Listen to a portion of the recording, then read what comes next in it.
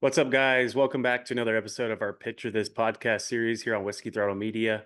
I'm your host, Brent Bowser. We're here today with FXR ClubMX rider Jett Reynolds. What's going on, Jett? How are you, man? Good. Just here living up the club life, man. Yeah, how's things been going over there? How has it been since your injury, and what have you been up to? Um, yeah, so after surgery, I went home, was in California for a month and just getting right and going through the right steps.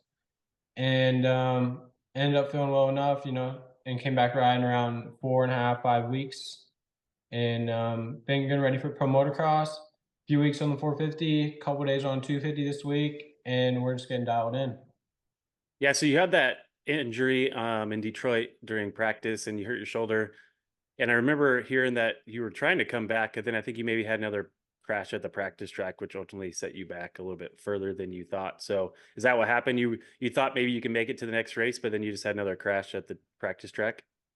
Yeah, no, I damaged my shoulder. I separated, I had an AC joint separation in Detroit, and then I took, about a week off the bike and tried to come back, and it was still bothering me a little bit, and I had another crash and it fully separated it.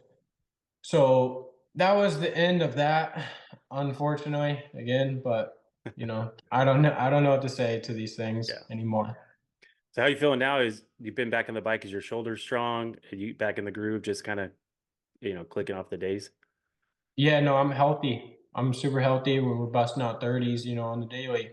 So getting that intensity up, and this is the fittest I've ever been. So, and I did a couple races last year on Hmm. outdoors, and I kind of know what's coming. So I'm excited. Yeah, it should be fun, and like we'll talk about it here in a little bit. But yeah, you raced some outdoors last year, and you now that you know the schedule and the program and kind of the intensity, the whole thing, right? So you can come into the season and have an idea of what to expect at least, where before you're just like, all right, here we go. So Yep. Mm-hmm. well, cool. Hey, man, we want to jump in like we do on this podcast series. We'll jump in and look at some, memorable moments of your career. And I picked out some that I think are fun to talk about. So we'll jump right in it. Let me share my screen real quick. So the first one I'm going to pull up is Loretta's 2011. I mean, this is your first year at Loretta's, and we know that you have 9 Loretta's titles from I think it was 2013 all the way to 2017. You had 9 titles in different classes, so Mhm. one of the most successful amateur riders at the ranch. Leslie and Stewart, but you're up there. You have you have 9 titles there. So what does it feel like when you look at this photo, thinking back to 2011 and your first time there at the ranch? Um, yeah, no, that's crazy. That's definitely a long time ago. I was 6 years old, 7 years old right there. Um, yep, I remember, we went there and my mom's Suburban had the bike in the back, the family of seven with us. And, those are some good times. Like, really, like, just, I remember, waking up every day and riding a dirt bike. And man, I didn't stop riding, so I didn't have any gas. And, we got to this race in Tennessee at Loretta's, and it's something I never experienced. And Hmm. I think I won the first moto, and I think I went 2-2 and a couple crashes. I think my good friend Ryder D, and he actually won that. Yeah, I was actually pulled it up. So Ryder D1, 211, you went 122, and then also you had Brock Bennett in there in fourth. So 3 Bakersfield boys in the top four at Loretta's in 2011 in the 51 4 to 6 class. So that was pretty cool. Yeah, no, that sounds about right. We rode every day. And were you guys, I mean, obviously at this point, it was just for fun and stuff like that. And I know your brother raced, and he still rides really fast. I saw him a couple weeks ago. I know, he has a real job and stuff like that. But was this kind of just for fun? And or at this age, were you thinking, like, I mean, you're young, obviously, but was this something you guys wanted to do as a family? Did you think you'd get to where you're at Um, now? yeah, so I mean, my dad, he raced, and he was good, and also my brother was really good, Mhm. and then I kinda came along, and, I think my dad didn't take it as serious with my brother. He never really took him to the big races out of state, and, what my dad did with me, he's like, right away, and we didn't have much money back in the day, like, the way my dad put it to me now is, and even as a little kid, was, you have I believe he said, like, 18 months, and we're gonna do all we can, and we're gonna go to every big race, and if you can get support, great. If you don't, then, we can just do this for fun type thing. Yeah, I know that's cool. Yeah, so you go there in 2011 right here, and like I said, you get second, and then I mean, you basically went every year until, we'll talk about your injury 2018, 2019, but 2011, 2012, 13, and then, you won pretty much everything there was to win from 50 class, 65, 85s, super mini. I mean, you had a pretty good stretch there. And I mean, was that place a place you just enjoyed going to as you got older? Like, say, once you got to the, 12-year-old, 10, 11, 12-year-old class, was it just a fun vacation to go to and you got to ride your dirt bike, or was there still pressure even at that age? No, there is definitely, I mean, there is a pressure, me on a 50 right here. Yeah. Um, you know, but the bottom of the line was, I used to cry if I couldn't ride my dirt bike, or if my dirt bike broke, or what it was, we didn't have enough money to get fuel for the bike, or whatever it was, I would be absolutely bummed. And going to Loretta's, I would say, man, my first year, my second year, and by the third year, I was really stressing Loretta's, like, um, and that's my third year. I think I won all six motos, and kind of from there on, uh, even 2014, I was still stressing to go. But after I swept 14, I'm like, all right, I know I can win here, and I think all these other kids kind of knew I was like the guy Hmm. here at Loretta's, and I think that helped me there. Yeah, that's awesome. I mean, you go there your first year, like I said, and you get moto wins. Like that's pretty unheard of. I mean, most people are happy just to even make it to Loretta's, where I mean, you started winning from the first time you went there. So that's got to have a pretty special place for you, and some memories that you definitely will have forever. That's for sure. Yeah, no, I mean, all of that in the early days kind of, it's got me to where I am now. So we'll fast forward a little bit, like we talked about, nine titles, lots of success as an amateur team green rider for a long time. Then we'll fast forward to 2017 Monster Energy Cup. You got the win there. You're riding a team green bike. I mean, again, you were just riding that success that you had from all the previous years. Were you used to riding Supercross? Were you riding the Cowie test track at all? And how was this race just being in a stadium and, racing Supercross in front of the fans? Yeah, I guess that's really, one of the only Supercross races I've done. But yeah, I believe I was 13 years old there, and I remember I got to ride the Cali test track at the beginning of the year. I mean, I think that race was in October, Yeah. and I think, I don't know if it was necessarily the plan for, for Team Green to have me race Monster Cup that year, since I was so young. I think I was the youngest to win, I believe, or something like that. But anyway, I think my dad, really wanted me to do it. So I remember at the beginning of the year, they let me rode the test tracks and got me a bike ready, and then I did some arena crosses, and did well at those, and then yeah, I went to that Monster Cup race, and I mean, that's something I don't remember, like, too well, but, I mean, looking back, that's pretty cool. Yeah, no, that's awesome. And I think that might have been the first year they had that race. I can't remember exactly when they started that, but um, yeah, and I don't know. That's another thing I was going to ask you. I don't know how much you actually remember from all those years, even at Loretta's and even this. When you're young, you don't remember a whole lot. But I mean, man, you had to had some pretty cool memories with all the things that you did and all the wins that you racked up over the years. Yeah, no, I mean, the wins were such a long time ago, and I feel like I still know how to win, but I've definitely, have lost that feeling of winning. And man, that's something I want back because I mean it's the best drug you can get, I think.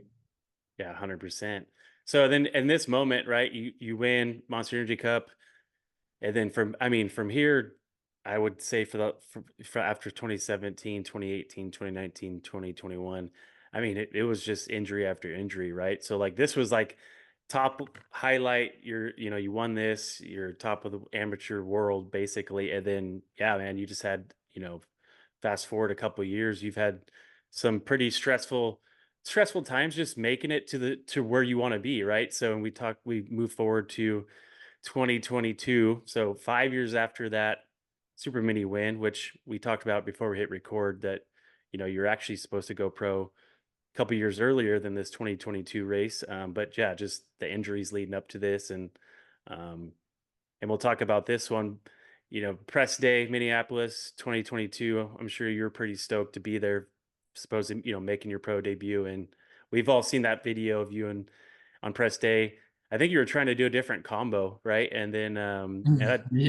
it was like the first or second lap of press day, and we saw that crash, which was pretty nasty. And I know you hurt your wrist pretty bad and had complications with that. But either way, what comes to mind when you see this photo of your? I don't really think I should have been there. I broke my pelvis in December, leading up in the off season, and I remember I got blasted on Pulp MX, Reynolds out for entire Supercross and this and that. I had a lot of people, coming at me saying, you know, he's done this and that. And really, I had 3.5 weeks on the bike, back on the bike before this race. Um, and the plan was just to go out there and do what I can. Um, Obviously, that went out the window. I had a huge crash on the press day, like you said. Tried tried this rhythm. Um, I heard someone did it early in the morning press day or what, but I want to say Justin Brayton did it, but someone told me that. And it looked easy to do to me. And obviously it wasn't. Yeah, do you look back and say, man, I wish I would have just taken the easy line? Or I mean, it is what it is at this point, right? You can't take it back. Yeah, I mean, that injury, I would say that's the only injury that's kind of held me back from quite a lot of things. Yeah, let's talk about that injury a little bit. What happened to your wrist and all the complications. And I remember seeing a couple of videos, I think maybe even a year after this crash, and your wrist wasn't even straight and it was all bent and you've had multiple surgeries. So kind of talk about what happened during that crash and the complications that you've had since with your wrist, even today. Yeah, so I broke my scaphoid bone, also known as navicular. It's in the hand. It's one of your smallest bones in there, and also gets the littlest amount of blood flow to it. So it's extremely hard to heal. But I've also broke that bone before. I broke it in 2019, Mm. actually, and got surgery by my doctor, and he put a screw in it. I rode 5 days later for Loretta's regional, and then took 2 weeks off, and then never had a problem with it ever since until then. Gotcha. Yeah, I ended up breaking my hand, broke my wrist a little bit too. The wrist wasn't bad, but um, so I remember that night I couldn't feel my hand. I had no feeling, and it was hurting a lot. So I called my doctor, and he's in San Jose, California. I think that was Minneapolis. Hmm. And I remember calling him late at night, and I don't know what to do. I'm hurting. So I call him and put him on the phone with the doctor in Minneapolis. And he took my phone and, it came back and said, "All right, we're gonna cut you open and see what's going on." So they put me to sleep, cut me open, found out I had a blood clot in my hand, and that's all they did. They just, clean it up, take it out, or whatever they do. Hopped on a plane the next morning to go home to California. And originally, I wanted to go to my guy where I've done all my surgeries at. And, not to blame anyone or this, that, or point the fingers, but, I was told to not mess around with my doctor. He, you know, I trusted, the people that supported me, and they pointed me to direction, and you know they say jump, I say jump, I jump, Hmm. um so I believed it was the right thing to do. Go to their guys, and go see who they want me to see. But that guy jacked me up really bad. um all he was supposed to do was just take a screw out and put a new one in, and supposedly, it's somewhat of a simple surgery to do. But he ended up taking the screw halfway out, left it there, put a new screw in, and it didn't line up with the right bone.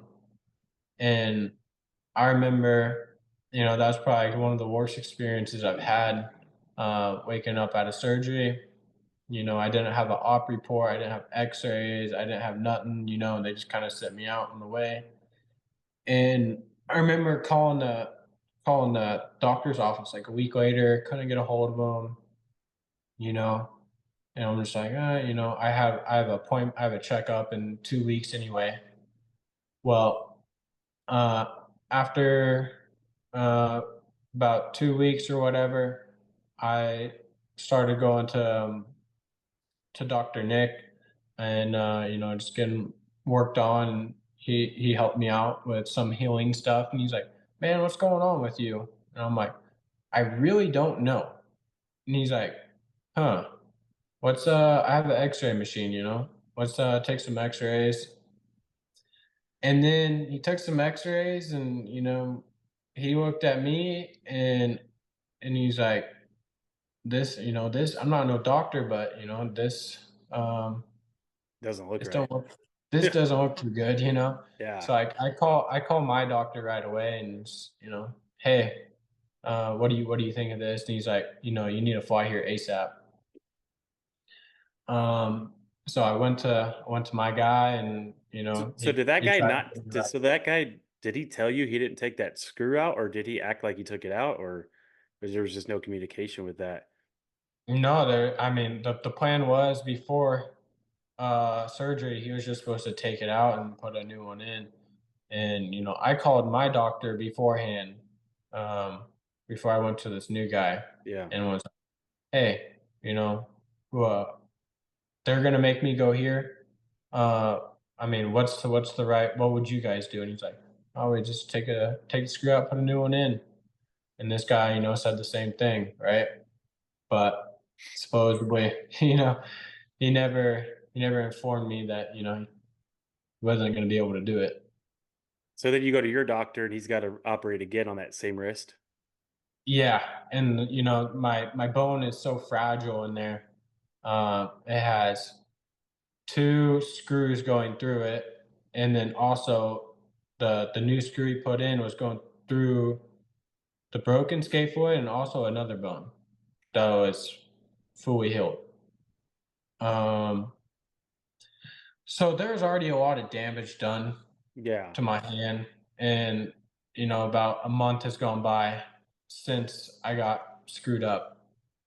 So my guy goes in, he takes both the screws out and puts a new one in, and then I remember, like, it just never felt right, after that, and I tried getting back on a bike, and the plan was in 2022, the whole Supercross season was done at that point. Um, and I ended up getting back on a bike uh, just the week after the first round outdoors started, and I could not ride. I was riding a 50 track, then I went to like a vet track, and I mean, it was just super painful, right? I couldn't bend my wrist. Hmm. I still can't bend my wrist at all, really. But mainly it's just a lot of pain. And I went and got some imaging done. I went and got some MRIs and, scans done. And I thought something was torn. Nothing was torn at all. Kept going. I got a wrist brace. Then I was actually able to ride. That helped out with a lot of pain. And then I just said, like they weren't gonna let me race. Uh, like I wasn't quite there, and it's like kind of kicking me in the teeth. Um, so I just said, like, you know what, like I'm not gonna keep trying. Like I'm done. Like if this is the way my wrist is, like I might as well be done. So I'm gonna go get checked out. Got checked out, and um, my bone re-broke, and then the screw backed out. Just a big old mess, a lot of stuff, and there's definitely some arguments and this and that, and I wasn't happy. The team wasn't happy, and there's just a lot of things going on, Yeah. and um, you know, it took me a year, over a year, to get back to somewhat right. That'd been pretty frustrating because I'm sure, you know, racing your whole life, you've had other injuries where it heals up in 6, 8 weeks and it feels, as good as new. And then you have this and you're dealing with it like even still today, like you mentioned, maybe not as bad as it was back then, but you still deal with it today. So it has to be pretty frustrating where some injuries like that just they stay with you forever. Where before, you break a collarbone, heals up, and you're good to go. So I can imagine how frustrating it has had to have been, and maybe still is today. Yeah, no, I mean, even today, I still, I think I probably have you know 50 or 60% strength, um, in it compared to my right hand. Thankfully, it's not my right hand; it's my left. Oh yeah. Mhm. But yeah, it's something I'm gonna have to live with forever, and hopefully there's no more problems with it. I haven't had any more problems with it. Um, I've kind of done all I can to it, and there's kind of a major risk if I ended up getting another surgery done on it. Um, then again, it's my navicular scaphoid bone, and it's just super hard bone to heal. Very little blood flow, and you only get so many chances at trying to rebuild it. Yeah, that's crazy. And so thinking back, we talked about, going from the Super Mini winning Monster Energy Cup to this photo was 5 years. Um, and obviously you had plans to go pro before this and you had other injuries. Do you think looking back, moving from, a Super Mini to a 250F Team Green bike, is that something that's harder to do nowadays? Like before, everyone's riding 125s, and then from an 80, and now you guys are little on an 85 Super Mini going on to a 250F, and we see people get a lot of injuries when they first move up. Do you think that had something to do with it, or it's just, I mean, just bad luck?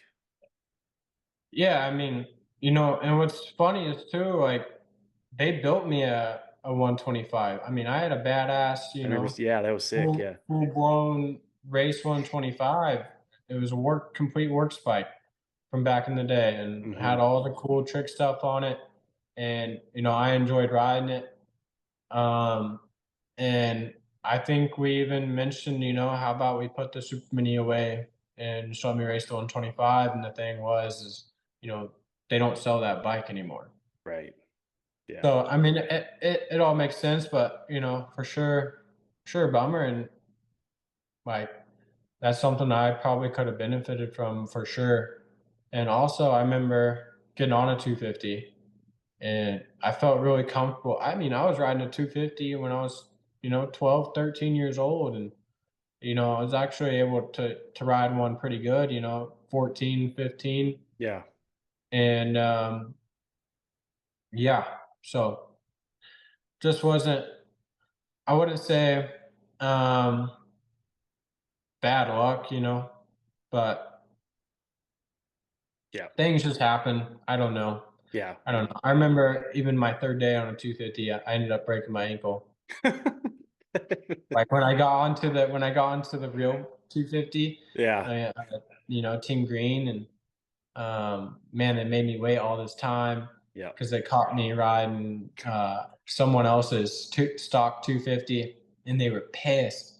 So they kinda, showed me, and, had me wait a couple more months, and they knew I was done with the Super Mini, and I was done, and it was time for the next thing. But, that was kinda like, "Hey, you better listen." Um, Yeah. and then when that day finally came, it was sick, and it was really cool.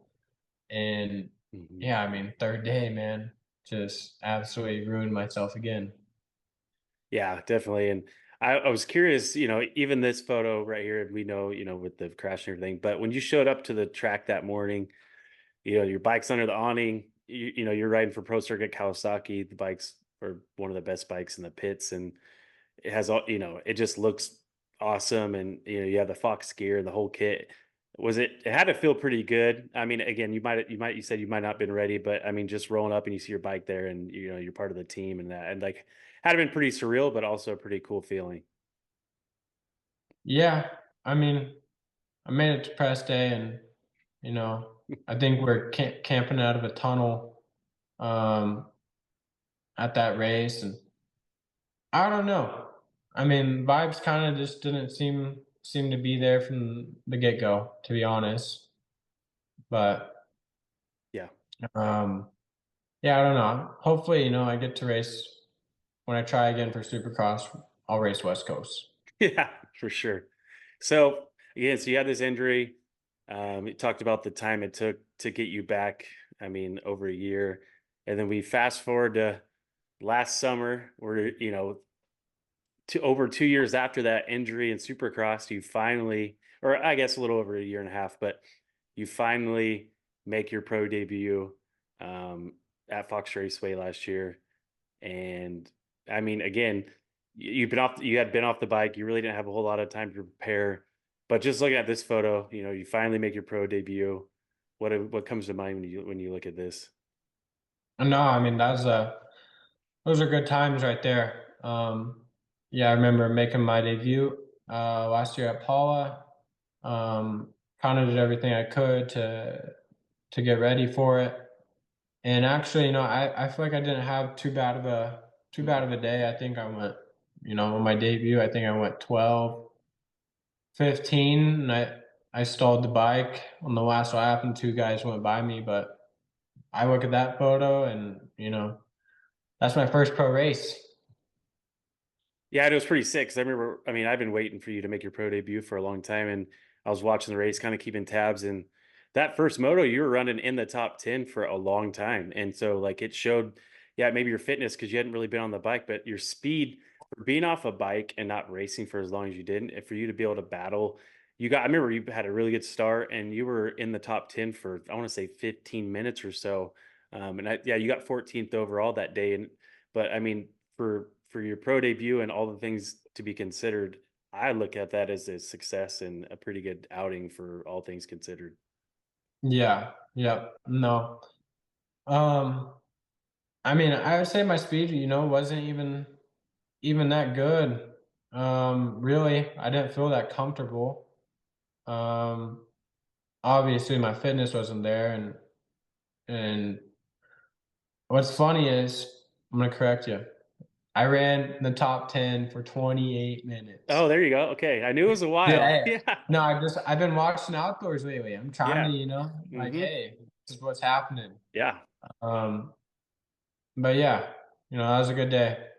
yeah. I got tired, and I remember after that day, it was the worst pain of my life.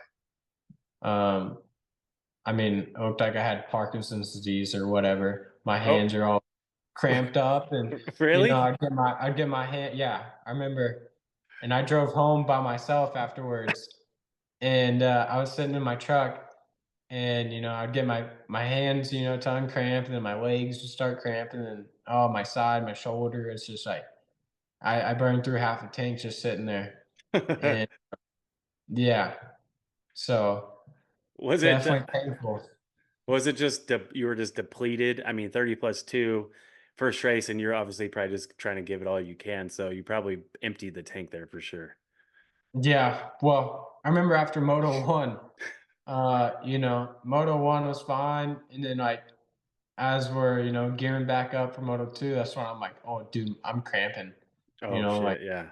my legs, and I think, it has a lot to do with it, like, probably hydration, and, I had so much nerves in me that day, and, Yeah, just so much going on, right?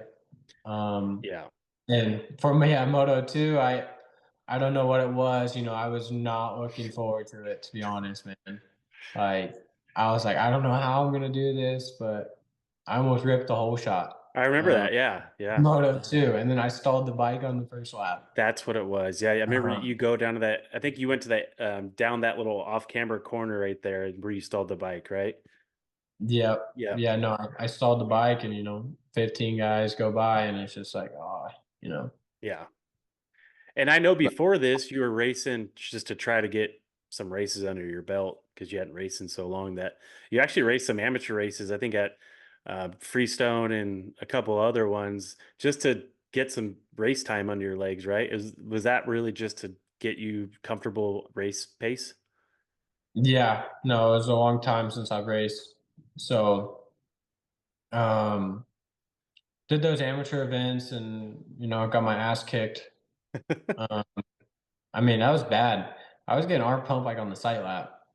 My hands are all chewed up, and, it was a brutal 2 weeks going back to spring nationals without racing in 2 years, and, I think all these kids, they looked at me and it was like, "Oh, I'm gonna beat this guy," you know? Like, they wanted to beat me bad, Yeah. and, yeah, they did. Yeah, I could see that, right? I mean, you're Jett But, Reynolds, you like, have the progress from, like, spring nationals to those to the real nationals I did, I think was quite impressive, like, looking back. yeah, for sure. 'Cause No, for sure. I was so far off, and I think, I did those couple races, and then I went pro. There's only, a month and a half time period with that. Did the amateur races and how the results went, did it hinder your confidence at all, or were you just like, ah, whatever, it's amateur race. I just did No, it. To... yeah, so, I mean, I was honestly just stoked to get back riding.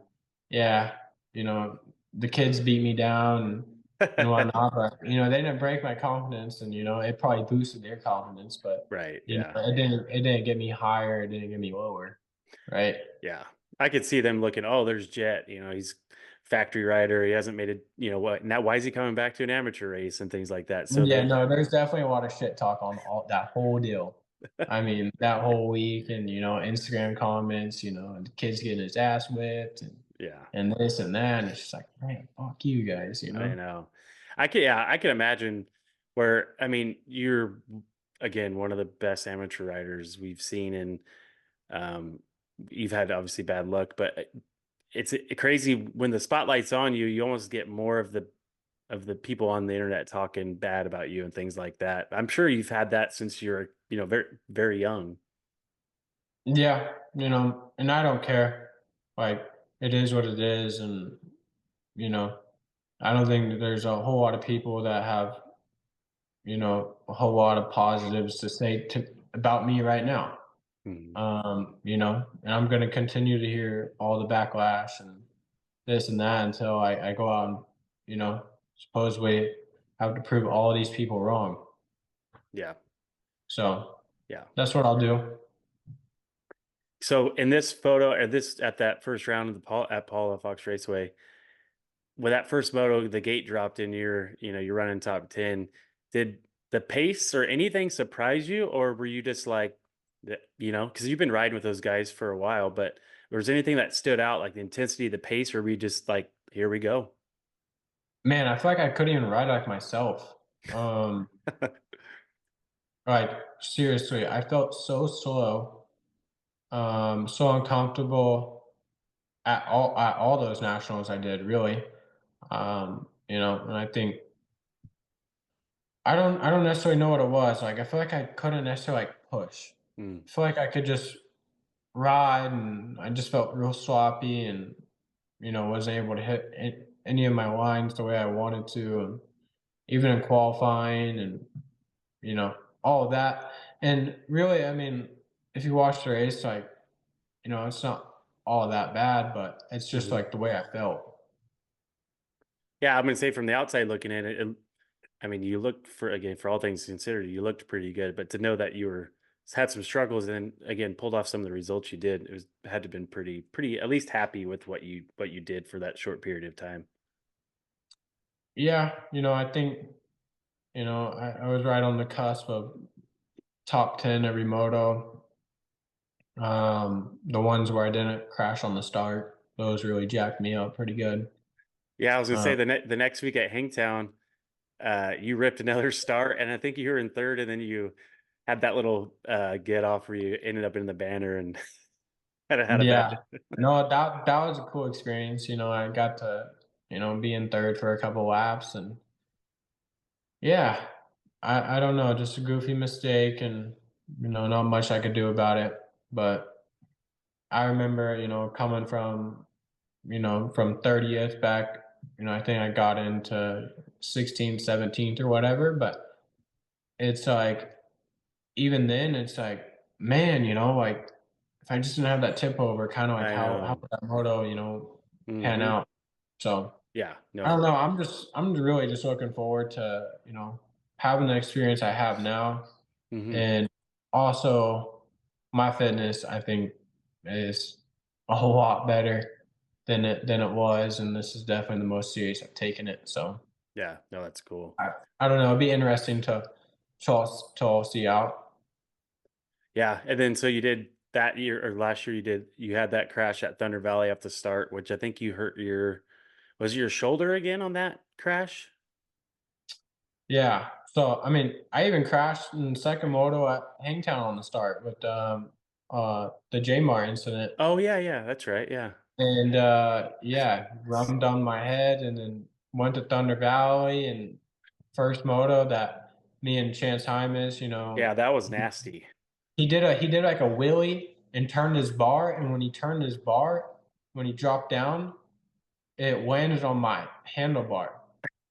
And, I mean, yeah, that's all she wrote. And, I mean, that was a massive crash, and, Yeah. you know, I'm not gonna say it's anyone's fault or whatever. It's just a racing incident, right? You know, those things Mhm. happen. Yeah. But, No. you know, it took a lot of guys down.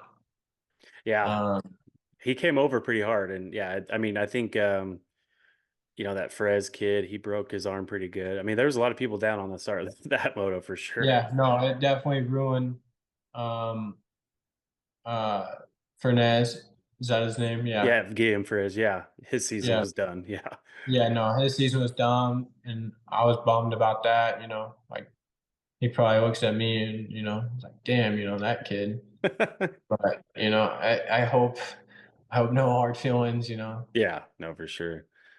And then yeah, so then you I know I think you took a couple weeks off. Then you came back at Redbud and Moto One you got 11th, and then you ended up 16th overall. Which again, all things considered, with coming back to racing, have another crash. You crashed at Thunder Valley, crash at Hangtown. You're still banged up, and then yeah, that was all she wrote for the outdoors that year. It was like we all heard different things. You're sick and all those things. But yeah, that wrapped up your 23 season. Was there any did you want to come back for more races, or was it just something that you were sick or you had an injury you're dealing with that you just that was it for the year?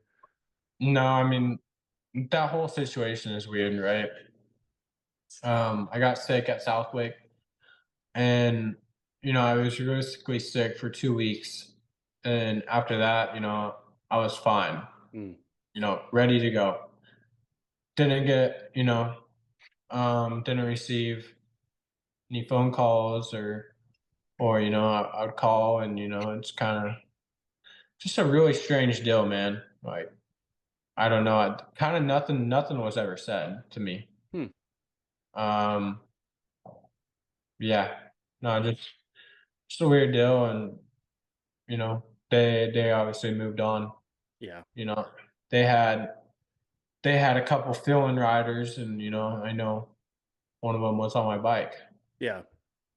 Yeah, because I So remember when I think they brought Mumford in and maybe a couple other guys, and so yeah, no, we all everybody thought it was interesting because it was like, we knew you're sick, and then it was like, where's Jet at? And then that was pretty much all she wrote. Was there ever any talks about staying with Team Green or Pro Circuit for another year, or did you just figure like this was pretty much the end of the road with them? no, I mean, I figured I was done with pro circuit, and I mean beginning of 22, Yeah. and my contract didn't end until the end of 23. So it was never talked about. That's for sure. Okay. And you know, I don't really know. It's kind of just a really weird way.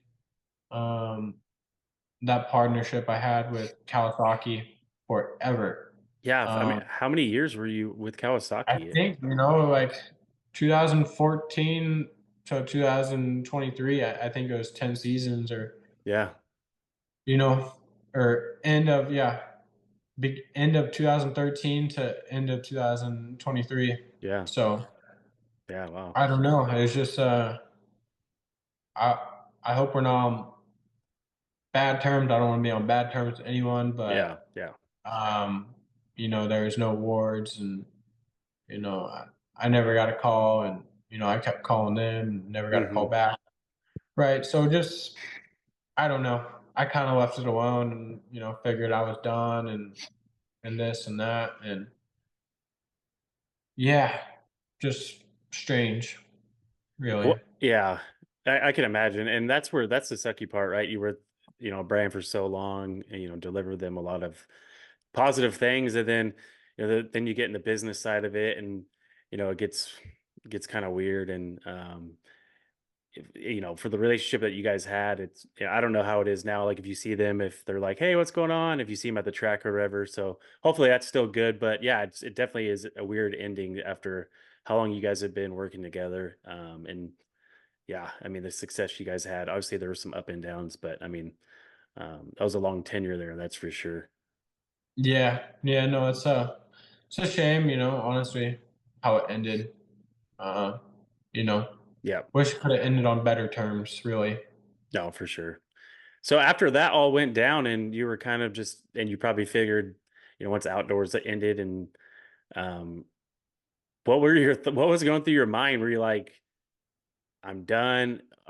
What did you have other people reaching out, other teams? Cause I don't know, I always hear this phrase, we can work with speed. I mean, obviously, you know how to ride a dirt bike. And so I didn't know like what kind of interest you had. Obviously, we'll talk about the team you're on now, but did you have a lot of people calling or was it like crickets and you're like, dude, I don't know what I'm going to do?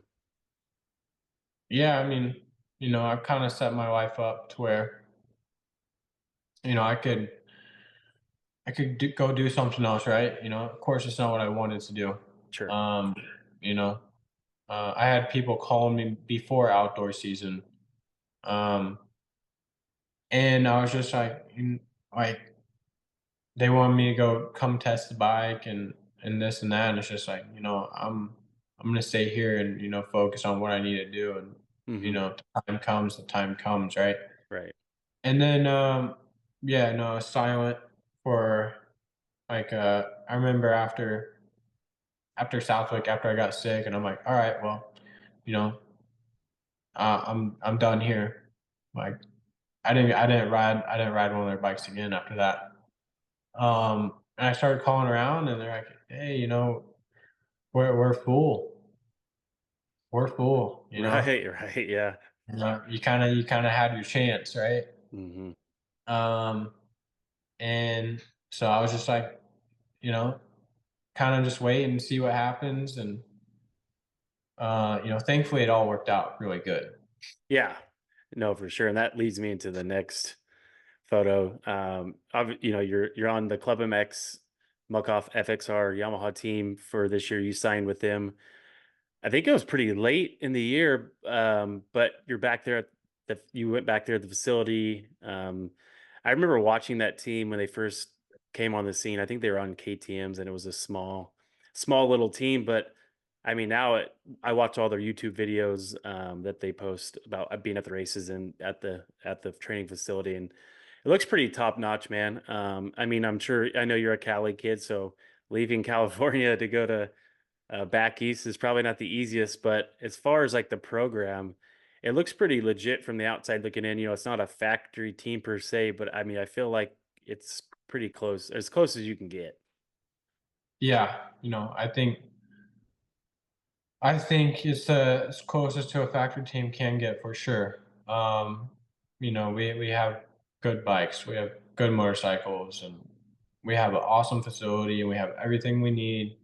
Um, you know, they take no shit, and this is definitely a serious atmosphere here, right? Yeah, yeah, definitely. Um, but I just feel like I'm able to be more myself around here too. Like, I'm able to, you know, Just be exactly just you. Just be you. be Yeah. yeah, just be me, right? Hmm. Without, kind of, Worrying about eh, everything. like, how does this guy feel about me or this and that? So, I just wake up, I do my job and yeah, having a good time doing it. Yeah. So, are you in one of those little those houses they built right now, like in the background? Yeah, so I'm actually living with Trevin Nelson Okay. and it's his house. Um he's actually on our amateur team. Hmm. So, and he'll actually be racing a few outdoor races this summer. All right. On. But yeah, so him and his family built this nice house out here, and thankfully, kind of took me in, and yeah, just uh, me and Trevin live here, and also Tyler, my mechanic. He just moved in, a couple months ago. Um, so all three of us are here, and um, yeah. Yeah, I mean, it has to be pretty cool having you have your training facility there. You have all the tracks are there. I think there's even like a meal plan they put you guys on and all that. So everything's accessible, everything's convenient. But I gotta know is that sometimes you're just like, man, I need to get out of here and escape for a while because you're kind of trapped in this compound. Yeah, yeah, Habit fever. definitely. Um, yeah. I mean, I wake up and I'm surrounded by dirt bike tracks, and I mean, the first thing I do is in the morning. I wake up at 6:30, go to the gym. Hmm. Um, you know, I'm on the food program. Food's really good. You know, that's at 8:30. Yeah, I was gonna say, so you're at that facility. Everything's convenient, gym, food plan, tracks are all around there, but you have to have a little bit of cabin fever every now and then. Just that's you're solely around dirt bikes 24/7. Yeah, I don't mind the drive 20 minutes to Walmart. Um, just kind of get out of here. And, also I've been golfing a lot, and, that's kind of my time away, right? I wake up, go to the gym, breakfast is at 8:30, riding at 10 a.m. and go back to the gym after we're done riding. Um, but the time I get to kind of chill, I kind of get away from here and do my own thing. But also, it's really good for me to be here. Yeah. Like, um, it keeps me going, honestly, because Mhm. I've done the whole living on my own, and I'm not saying I couldn't do that here. Um, Just less maybe distractions over there, probably, right? yeah, yeah, right. In California, I Yeah. was 17 years old, uh, and I got my house, and yeah, Yeah. probably not the smartest thing to do in Southern California.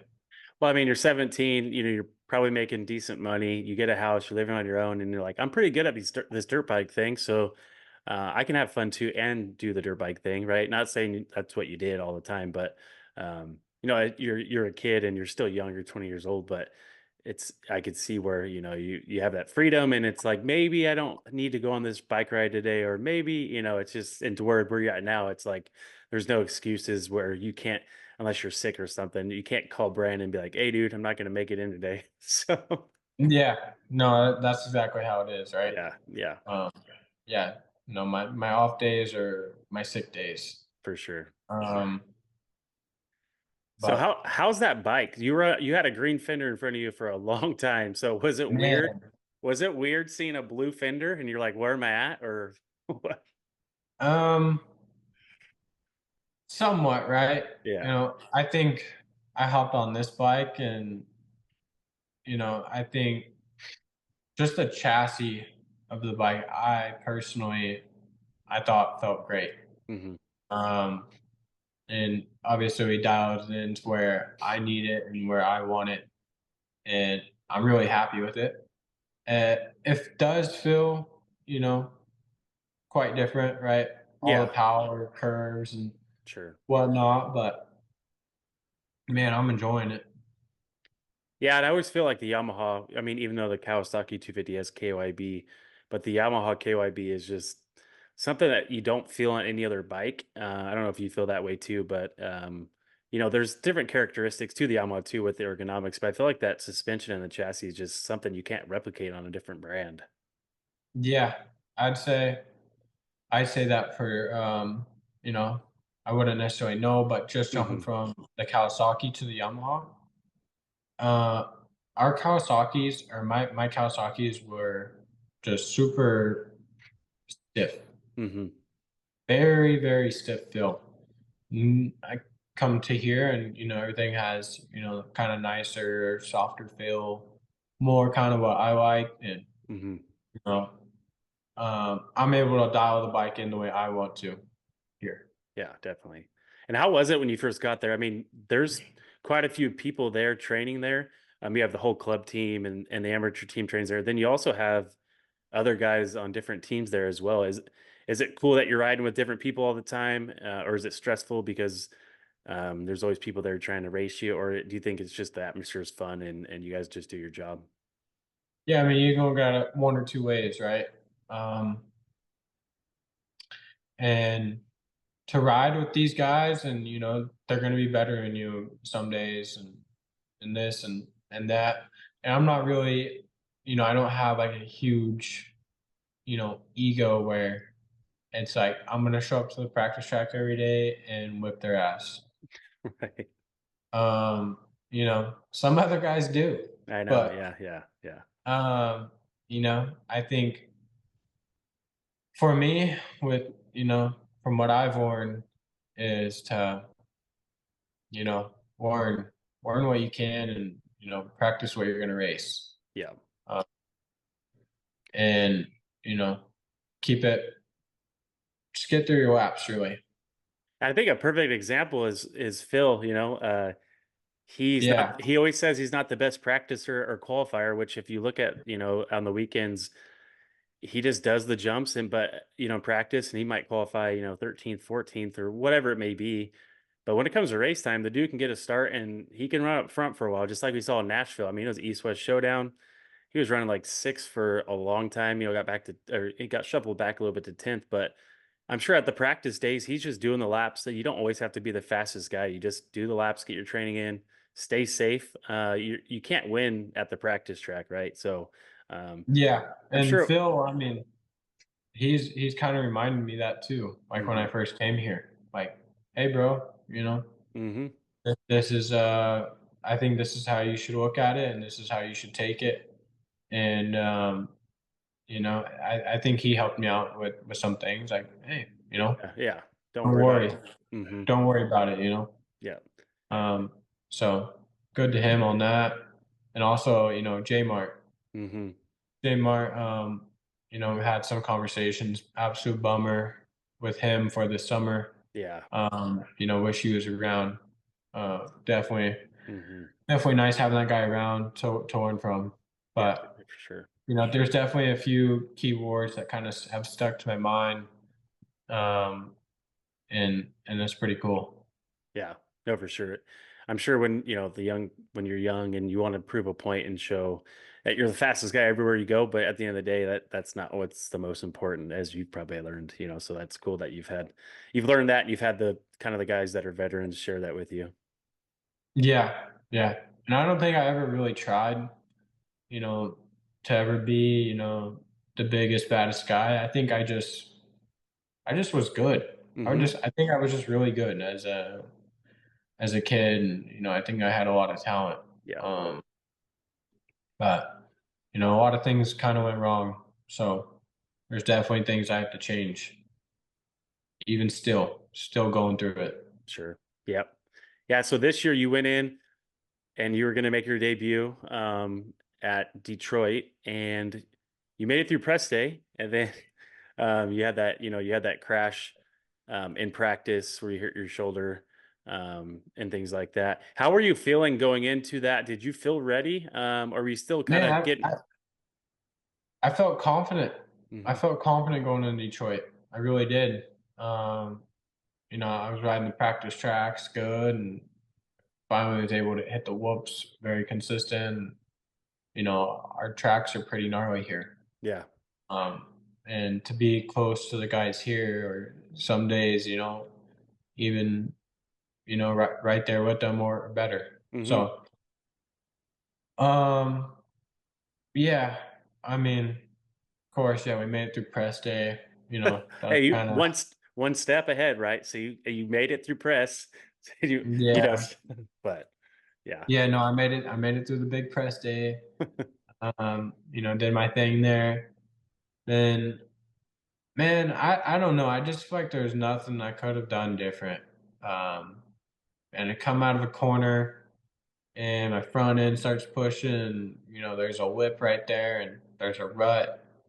And I mean, absolutely just pushed all the way, coming out of the corner and absolutely ended.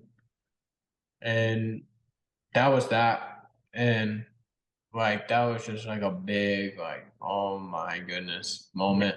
I was gonna Um, say when you hit the ground and you're kind of gathering yourself up, what were you thinking? Like, dude, for real? Like again? Like what I can't only yeah, imagine. no, absolutely. Like, I hit the ground, I got back up and knew my shoulder was smoked. Yeah. And I dude, I couldn't believe it. Yeah. Like, I can imagine. um, yeah, just such a frustrating day. And Yeah. I don't know that the team handled it all well, and Yeah. they've been awesome. Um, and they've helped me. They helped me a lot with getting back and doing things the right way. No, for sure. So I feel like it's a good program. Brandon seems to run a pretty solid, tight ship over there, and he could seem like just from what I've watched. I don't know him personally, but I could see him being pretty intense sometimes. But I think that may be a good thing too. He's obviously built a pretty good program there, so there's a lot to say on his side of what he's put together. yeah, I think Brandon's a great leader. Um, Definitely a wise guy. Hmm. Um, he knows what he's talking about, Yeah, and I've seen and videos. It looks like he can rip on a dirt bike too. So so Brandon can throw yeah. down. I saw some outdoor. Dude, Yeah.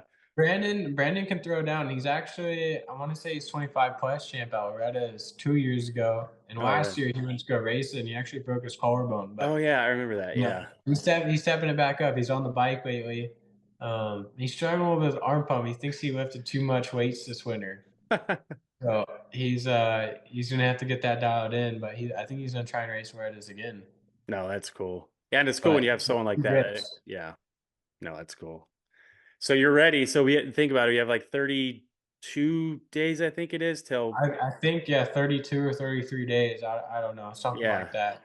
So do you feel Um, ready, or do you think there's a few things you still need to work on, or you feel like you just want to make it safe and make it to the first round, and if you can get there healthy, that you're ready to go? yeah, I'd say, definitely have a few things to improve, right? I was on a 450 in my first 3 weeks back to riding. This is week 4. I have 2 days on the 250 bike. Um, Done minor testing on Tuesday on it.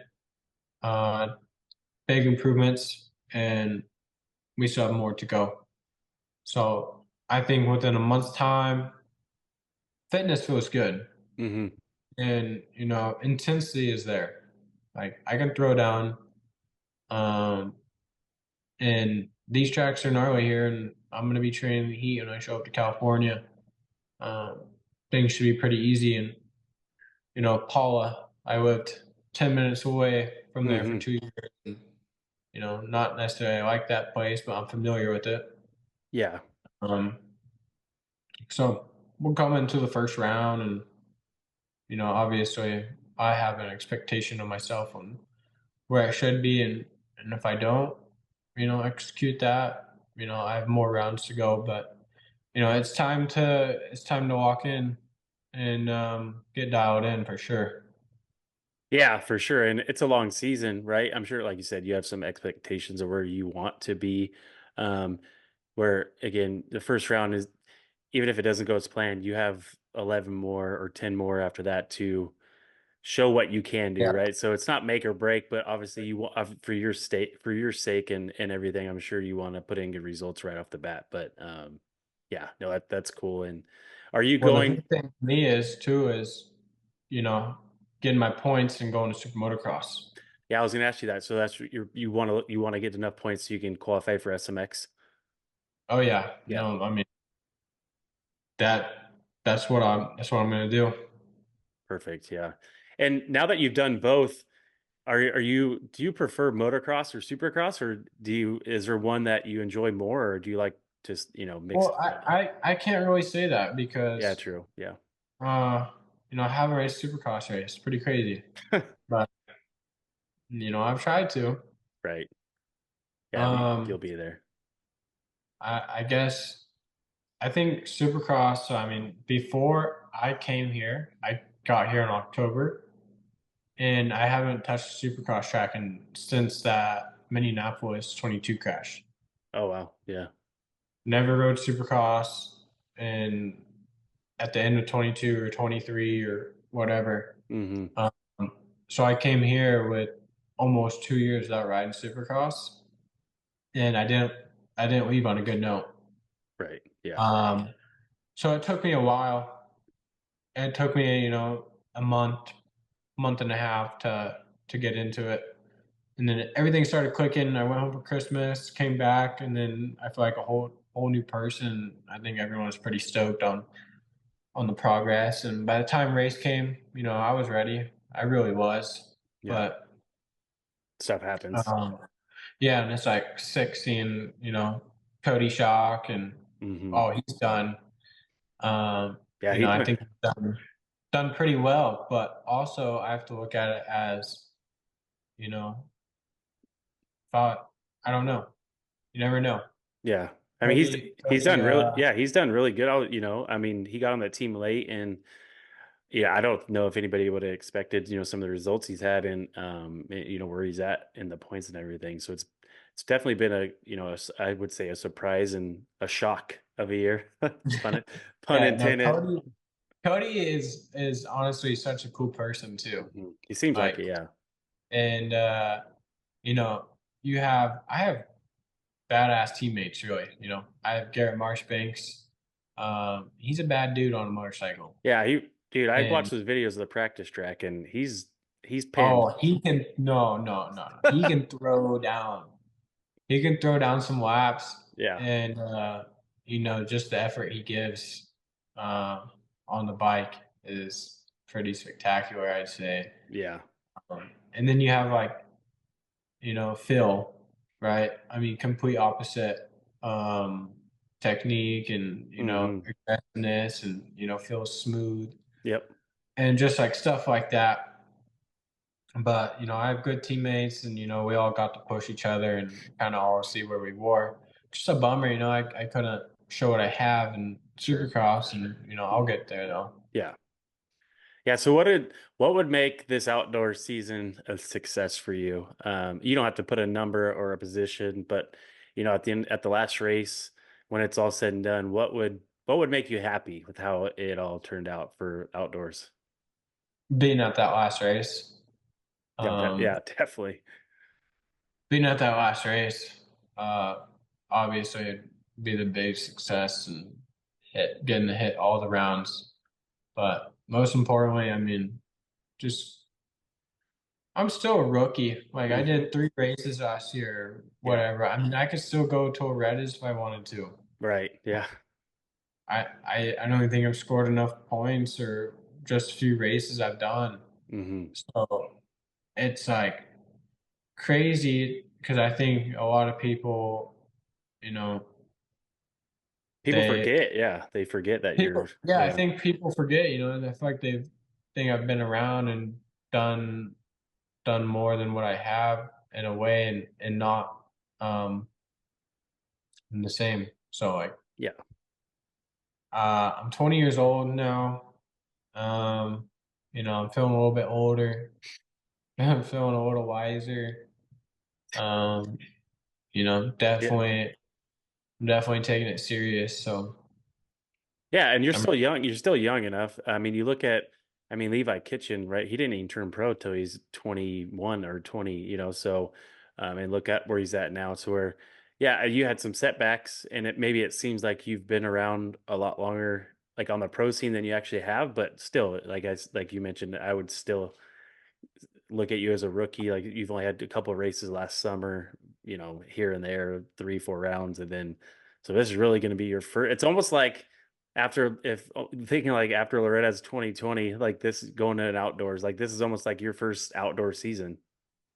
Yeah, yeah, pretty much. I mean, it's kind of like, as if what's the rule? You get to do 3 outdoor races before you actually turn pro the next year, Yep. Hmm. whatever. So it's kind of like, I did that last year. Yep. Um, and then, you know, I mean, obviously that's not not what the plan or goal was, but Right. this Right. is kind of how it turned out. Um, Hmm. but I'm happy. I'm just happy enough I even got to do those races last year. Yeah, no, for sure. It's definitely going to help you out. You know what to expect a little bit. You know what the speed looks like. And so, yeah, you're not going into it blind. Yeah, yeah, no, and I'm definitely practicing right now with some intensity, and ready to bring that to the gate drop. Cool. A couple more questions and I'll let you go.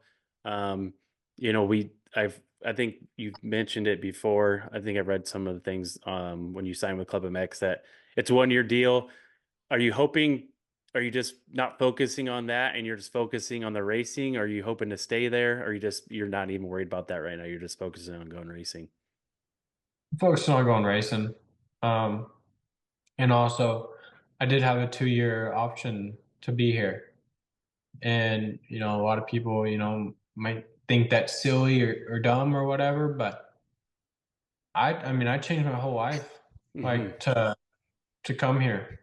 Um, and I didn't know how I was gonna be here. I Right. didn't know Yeah. how I would like live in here and train in here, and you know, so Hmm. it was kind of like Like a trial almost. Like you're like, let's see how it works. yeah, I see how it goes, right? And Hmm. also it's like who knows what can happen. Yeah. Right? Yeah. So But I feel like um, Brandon's pretty loyal to his guys. I mean, look at all the guys that are there; they've been there for quite a while. To where, if you get along with the team and your results, and you have some decent results over the summer, that you could. I mean, that's probably an option to stay there too. So I've seen where it seems like he's pretty loyal with his guys if they're loyal to him. So it's pretty cool to see. yeah, yeah, no, I get along great with everyone here. Um, yeah, I really don't have any bad blood with anyone. Um, so I wouldn't see why I wouldn't want to be here. Yeah, definitely. Well, cool, man. It's been fun to catch up and kind of reminisce over your career and all the success you had as an amateur and obviously the ups and downs as a pro. But um, I mean, even like I mentioned before, even last summer, I feel like, at least to me, you showed something that you still had something. I mean, it didn't work out how you wanted with it being cut short and stuff like that. But yeah, man, hopefully you can stay healthy for these next 32 days and, come into Fox Raceway and do your thing and, show everybody. And you don't have to light the world on fire, but, No, at I'm least. ready to fight though. Man, I'm ready to go. Yeah, no, that's awesome. There ain't no messing around. So That's cool. I'm gonna Awesome. come in swinging. Perfect, man. Well, yes, keep it on two wheels, and we'll definitely keep an eye out for you at Fox here in, yeah, a month. Hell yeah. Awesome, All dude. right. Thank you. If you like this video, please be sure to leave a like, subscribe to the channel, hit the notification bell so you don't miss any of our future videos, comment what you thought, and share it with your friends.